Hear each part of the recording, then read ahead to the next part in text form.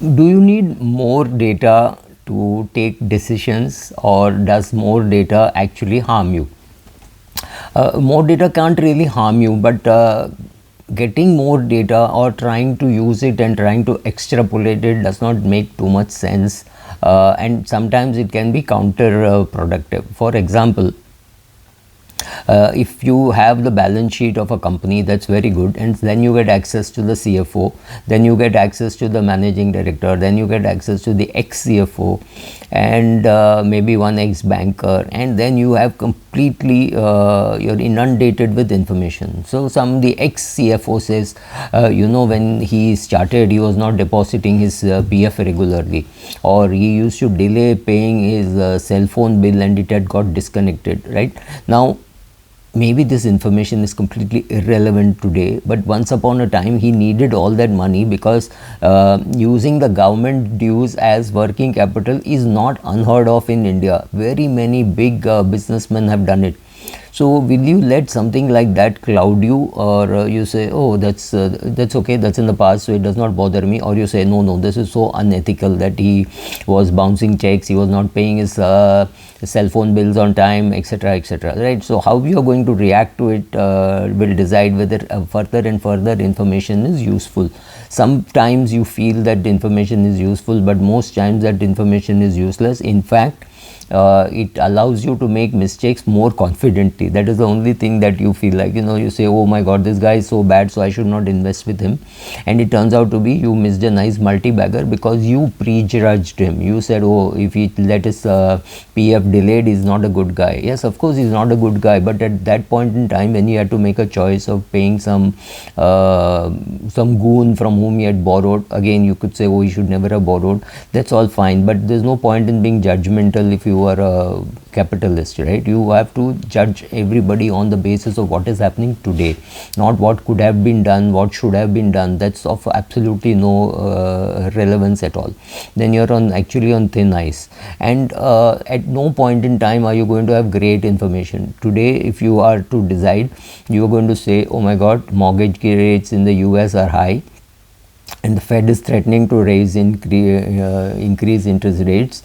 Japan and China could be selling the dollar and maybe buying gold. So if China and Japan start buying gold, and Russia starts demanding gold for payment of oil, is gold a good buy or is dollar a good buy? And then you decide that, oh, gold is a good buy and the dollar will have to let's say weaken against the rupee, and suddenly you find that the dollar is at 89 or 90 and not at 75 as you thought it would be. What went wrong? You never know. You never know what could go wrong, right? And you take some data and extrapolate. Let's look at it this way. Today the tax rates in India are we feel that, oh my god, there's this 4% surcharge, then there is cess, so effectively it's no longer 30%, but it is something like 31% or 32%. And even on capital gains, it's not just 10%, it is 10% plus surcharge plus cess, so it's not 10%, it is 11%, and it is 11% without indexation. Does it worry you? Yes, it should worry you that it is increasing, but if you go back in time, 30-40 years back, I have seen my father pay tax at rate higher than 90%. Yes, let me say it again, more than 90% rate he has paid income tax, right? Whether he paid at 97, I don't know. There was a time when he had to be assessed for wealth tax, so he had to pay some wealth tax, which was 2%. So can you imagine the kind of tax which our previous generation has paid? Of course, many of them had salaried income and high salaries of those days. High in the sense it was taxable, that the taxation rates were usurious. Like Nani Palkiwala said, it made the real rich poor, and the guys with black money, etc., got much richer, which means your grocer was earning maybe 3 times what your father was earning, because he could decide how much tax to pay. Today things have changed. Taxes have moderated. 35% or 33% or 32% in the highest slab of paying highest surcharge, and maybe you go to 32-33%. You don't go beyond that, so that's good. But can you take it and extrapolate and saying, oh, it came down from 90 to 70 to 60 to 33, now it will only go down? We don't know. We don't know where the country is headed. We do not know what socialism will be. Is BJP a socialist, or is it right or left? To me it is more left than right. We have no right at all in India. Long ago there used to be Swatantra Party, but then Swatantra Party is dead, right? So there is no right party in India. There is only left and further left, right? So taking all that data and extrapolating and saying what will happen 5 years later for tax, I have no clue. For example, for my father, in my father's case, he died 5 years ago. So the best part of his life, which means from 91, 92, when he had retired in the year 1990, till he died in 2018, he paid no tax, so no capital gains tax, and he paid no long-term capital gains tax, and he paid no tax on dividends. The dividend tax was being paid by the company, right? So it was the company was paying tax and paying the dividend. So he did not even have to file returns, even though he must have had dividend income very close to $1 million. So that was not bad at all, but then he was the person who had also paid 97% tax when, or 90% plus, I do not know whether he went right up to 97% tax when he was in employment. Yes, of course he had a good job, he had a good salary, but all those usurious tax rates is something which he has paid. Should we be worried about tax rates now in India at 37? With this background, maybe no. Are we worried about estate duty and your wealth tax? Right now we don't think it is there, but it could be there, which means we could all be forced to buy some whole life policy, so that policy amount can be used to pay the estate duty. Do we have to worry about it now? No, we don't have information. Do we need to take that presumably this will happen, therefore we have to do something? No, I don't think any of this is possible. So we, based on the information that we have, we analyze a company and say, yes, this share is worth buying, this share is not worth buying, this could happen, but these are all guesses.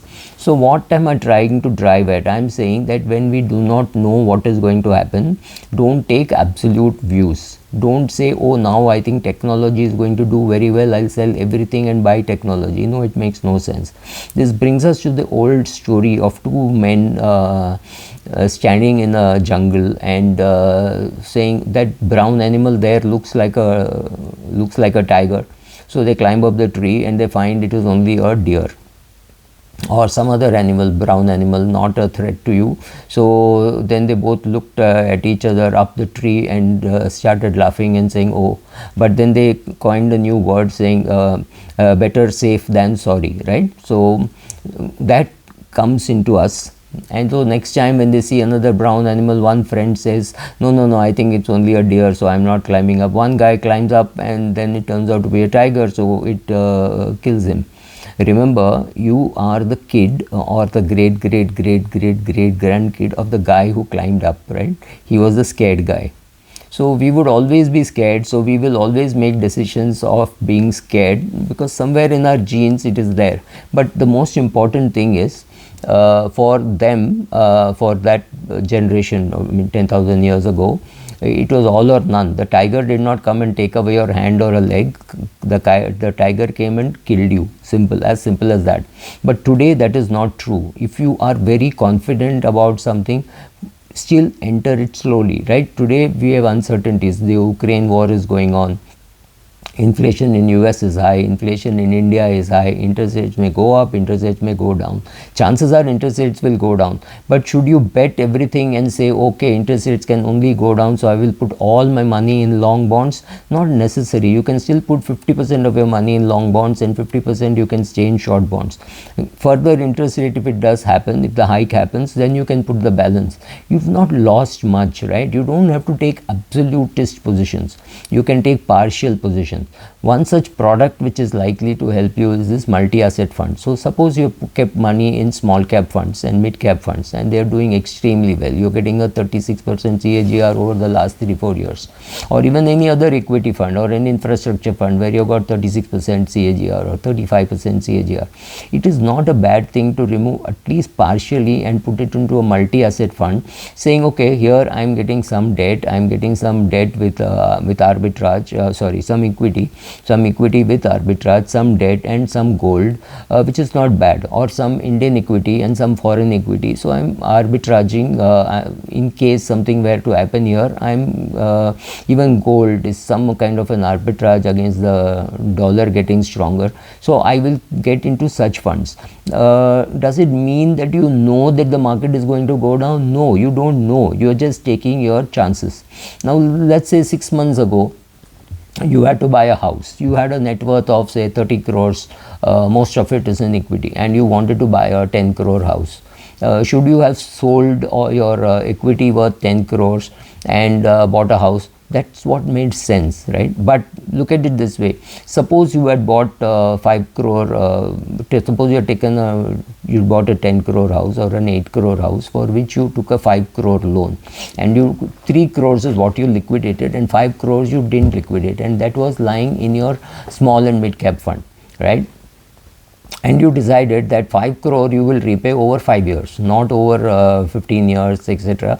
And whenever you saw 30% CAGR, whether it was some energy fund or whether it was your agriculture fund or anywhere, whenever you saw 30% CAGR, you take 10 lakhs, 20 lakhs and repay the loan, and it had no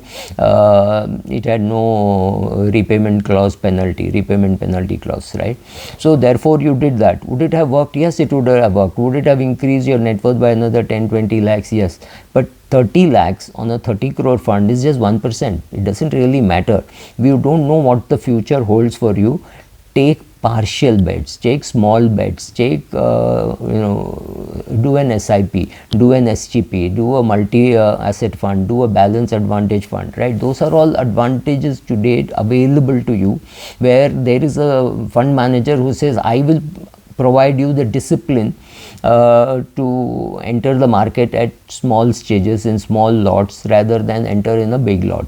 If the market were to jump and go up fast, should you regret that you are doing an SIP and not a lump sum? Maybe yes, maybe no, but the question is not whether all or none, right? So you don't have to take small bites so that you don't regret coming in or not coming in, right? So you came in and you benefited partially. At least when you enter a multi-asset fund, you have 25% in Indian equity. Let's say you had another 35% in foreign equity, or the reverse, one of the two. You had something like that. You had money in gold, and thanks to some reason the gold prices went up. So somehow you have benefited. So instead of getting maybe a 15% jump which you could have got, you got 11% jump. 4% is not much on small portion of your portfolio. So don't look for too much data and enter slowly or exit slowly. Both are good things to do, and be happy with what you have got, because there is nothing called a perfect asset allocation. Thank you.